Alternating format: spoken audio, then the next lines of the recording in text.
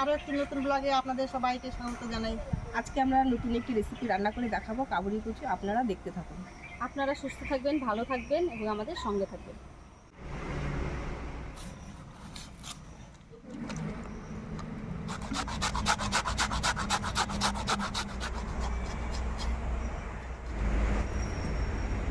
কড়াইতে দিয়ে দিলাম, তো ভাপা দেবো, তাই আমি কড়াইতে জল দিয়ে দিলাম।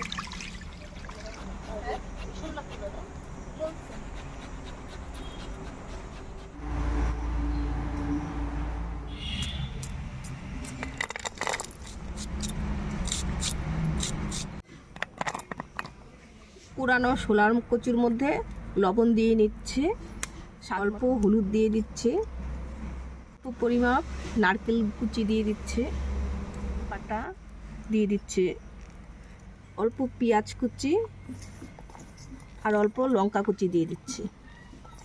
কচুর মধ্যে অল্প পরিমাণে ময়দা দিয়ে দিচ্ছে আর অল্প সাদা তেল দিয়ে দিচ্ছে।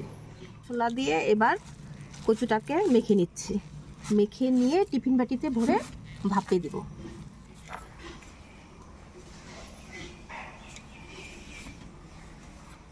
টিফিন বাড়িতে তেল একটু বেশি দিয়ে মাখিয়ে নিব। এর মধ্যে কচুটা সেদ্ধ বসিয়ে দেবো। কচুগুলো দিয়ে দিচ্ছি।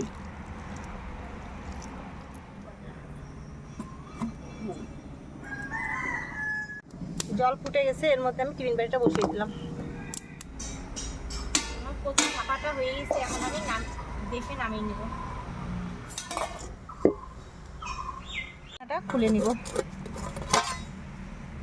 এই দেখুন বন্ধুরা, কি সুন্দর হয়েছে। এখন আমি এটা পিস পিস করে কেটে তেলে ভেজে নিব। কচুর বড়াগুলো ভাজার জন্য তেল দিয়ে দিচ্ছি। এবার কচুর বরফিগুলো তেলে ছেড়ে দিচ্ছি।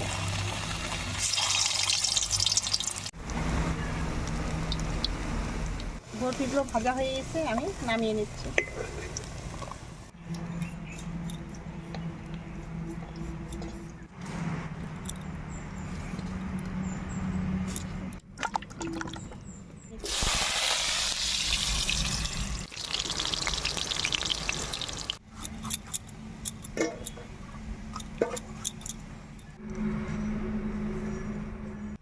তেজপাতা, শুকনো লঙ্কা দিয়ে দিলাম, জিরে দিয়ে দিলাম, একটু এলাচ, দারচিনি দিয়ে দিলাম।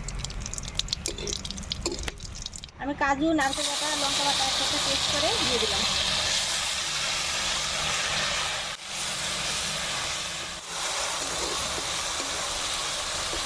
একটু পরিমাণ মতো হলুদ, লঙ্কার গুঁড়ো, পরিমাণ মতো লবণ দিয়ে দিলাম। ভিজে রাখা আলুগুলো দিয়ে দিচ্ছি। এবার নারকেল কুড়ানোটা দিয়ে দিচ্ছি। একটু টমেটো কুচানো দিলাম।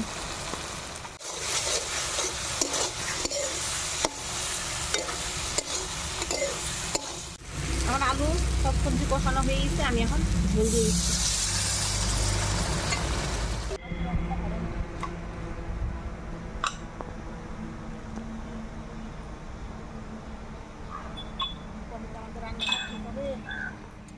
ভেজে রাখা জিরের গুঁড়ো আমি দিয়ে দিলাম। কচুর বরফিগুলো দিয়ে দিচ্ছি।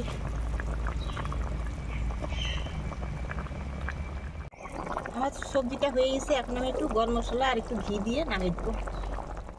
ঘি দিয়ে দিচ্ছি।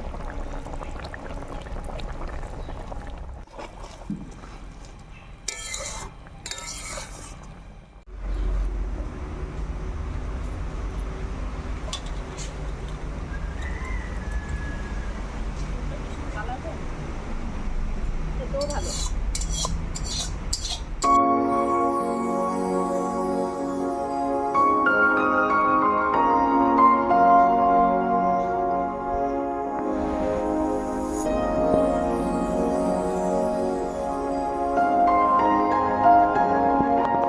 এই নতুন রেসিপিটা আপনারা তৈরি করে খেয়ে দেখবেন, ভালো লাগবে।